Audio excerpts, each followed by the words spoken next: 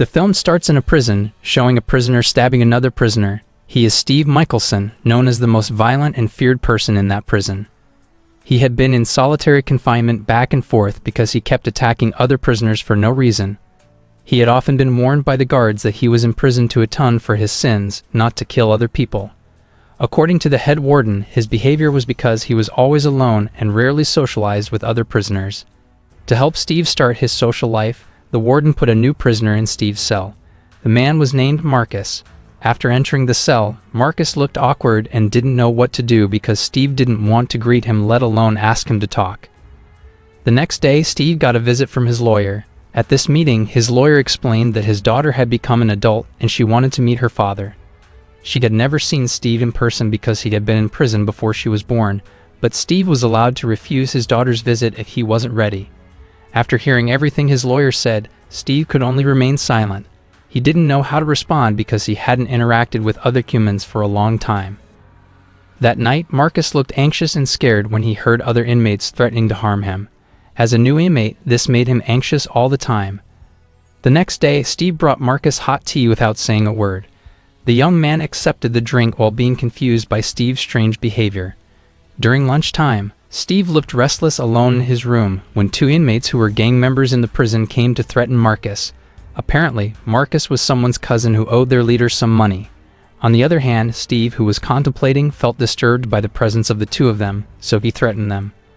The next day, an old inmate named Frank visited Steve in his room to take illegal contraband.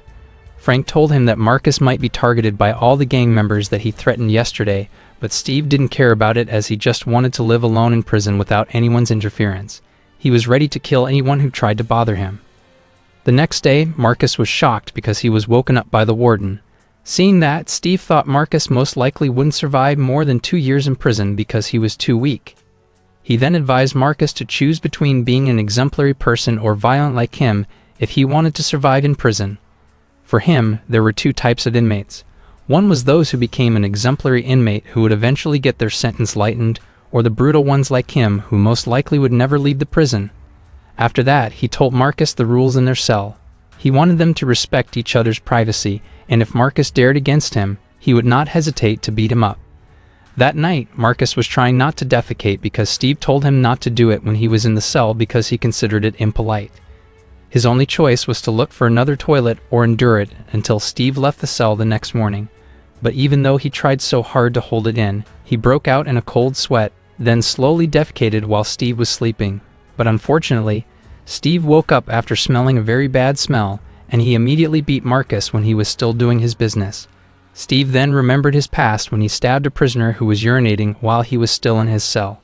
A few days later, the prison guards came into Steve's cell and accused him of breaking the nose of a prisoner who had threatened Marcus. Because Steve didn't want to admit it, the guards forced Marcus to give testimony. Marcus refused to answer because he felt he owed Steve a favor. As a result, the guards were furious and decided to sentence Marcus to solitary confinement. Not long after, Steve received another visit from his lawyer.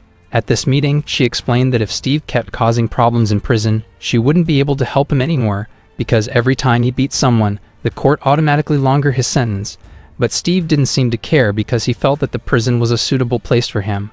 Apart from that, he also enjoyed the cruelty in the prison. He felt that he was a very bad person. He even admitted that he was happy when he killed his ex-wife and the man she cheated with. Because for him, loyalty was everything, so it was worth paying with their lives. Hearing that, the lawyer left because Steve didn't want to cooperate with her. Steve was contemplating while reflecting on his life alone in his room. He really wanted to get out of the prison, but for some reason he couldn't face the world out there. The prison had taken away his right to be a civilized human being and made him very cruel. At this point, he started to feel a dilemma, especially since his daughter wanted to meet him. The guards came to his room secretly while Steve was sleeping that night and suddenly beat him brutally in his sleep. A month later, Marcus returned to the cell after serving his sentence in solitary confinement. He then thanked Steve for helping him get rid of those who threatened him. On that day, Steve was again visited by his lawyer, and this time, the lawyer sent a photo of Steve's daughter, but Steve refused to open it, and even though he had been persuaded, for him, he was not worthy of meeting his daughter, let alone being a father figure for her. Moreover, his daughter must also be ashamed of having a father who was a murderer, especially her own mother's murderer. The next day, Steve carried out a drug transaction with Frank. On the other hand, Marcus also did the same thing with a fellow black inmate. When their cell was empty, one of the prison gang members came and searched Steve's mattress, and when Steve and Marcus returned to their cell, many prisoners came to beat them. Shortly after the beating, Steve was taken by the head warden. He was then moved to a separate cell to avoid further attacks. Meanwhile, Marcus was left in the cell alone. This young man then barricaded his cell with a mattress to anticipate another attack. He was so scared, and even though he had been calmed down by the warden, he still refused to open the door and get out of the cell. Finally, the warden took Steve to persuade him to come out.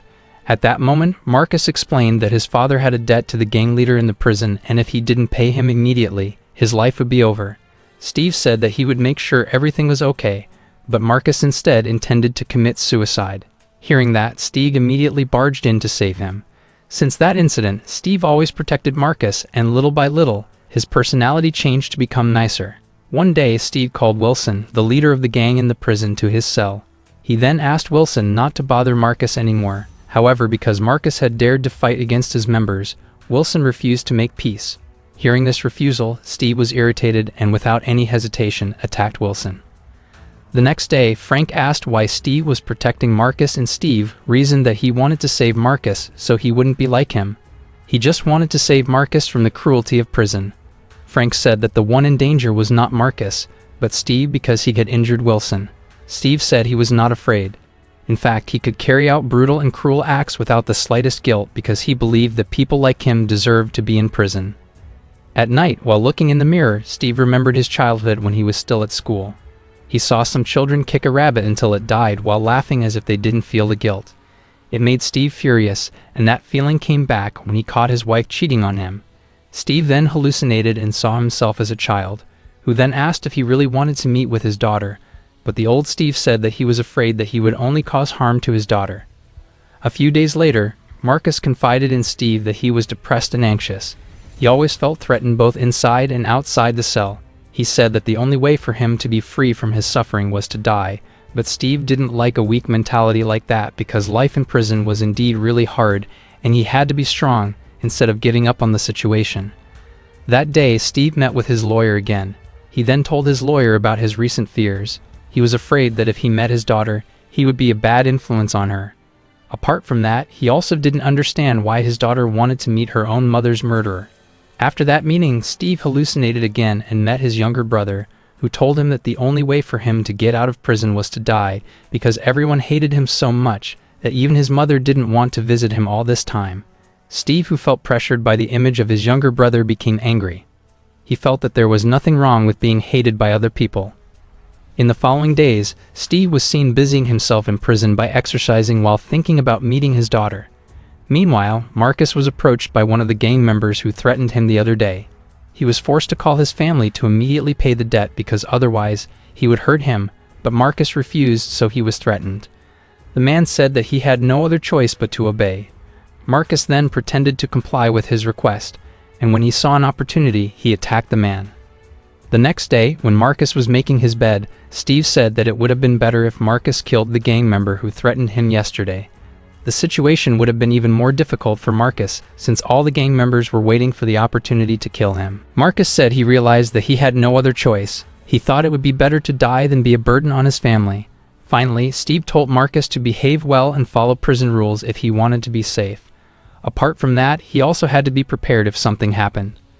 The lawyer returned to meet Steve. She said that Steve still had responsibility as a father for his child, and this was Steve's last chance to defend himself at trial. The next day, Marcus was visited again by two gang members in his cell. They then forced Marcus to wear a head cover and then him up. Fortunately, Steve and Frank showed up and stopped them. They saw blood pouring from Marcus's head, and Steve, who had enough of the thugs, told them to hurt each other if they wanted to stay alive. In the middle of the night, Steve woke up from his sleep and then washed his hands while looking in the mirror and contemplating all his cruel actions. The next day, Steve met again with his lawyer. He was told that his child and mother would attend his trial later, and all he could do was sign a statement document that he plead guilty for his crime. When returned to his cell, Steve caught Marcus doing drugs. As a caring friend, Steve told him to stop and start focusing on improving himself so he would be safe from any threat from the gang members. but Marcus thought that he was safe because he was under the supervision of the warden. Steve told him that prison guards were useless. If he was caught using drugs by the guards, he would most likely never be able to get out of prison. Marcus was annoyed with Steve and asked what Steve meant by threatening him. Steve was triggered by those words and was about to beat Marcus, but Marcus remained silent and apologized. Steve was again visited by the warden. He was told that he only had one last chance to lighten his sentence by meeting his daughter. Apart from that, the warden also explained that Marcus chose to move his cell even though he would most likely be killed by the gang who was hunting him. Meanwhile, Steve could only remain silent and wait for his time to meet the child. One day, Marcus came to Steve, who was reading a book in his room. Marcus explained that he would be moved soon. Hearing that, Steve advised him to stay alert because the gang members were still targeting him. Marcus admitted that he was not afraid anymore because he had been trained by the harsh situation. He then asked if Steve would meet his daughter, and Steve said that he would. Days passed. Before meeting his daughter, Steve only stayed in the room, contemplating his life, until finally, the day when he met his daughter arrived. They just sat there in silence without a word. After being forced by his daughter to talk, Steve said that she looked like her mother and asked why she didn't come with her grandmother. His daughter said that she chose to meet Steve alone early. Initially, she thought that she wouldn't dare to meet Steve at all, but then he saw Steve the same as any other ordinary human being, especially with the fact that he was her father. She then asked the reason why Steve always avoided meeting her, because she really wanted to meet him all this time. She felt sorry for Steve, who committed a crime because of his feelings of hatred for the injustice in front of him. At this point, Steve could only apologize because he couldn't be a good father, but he was very happy because he saw her live to be a good woman. Steve returned to his cell, daydreaming on his bed. Not long after, he woke up and slashed Marcus's neck. He did this thing to save Marcus from a very cruel prison life, because he realized that the only way to survive was by dying.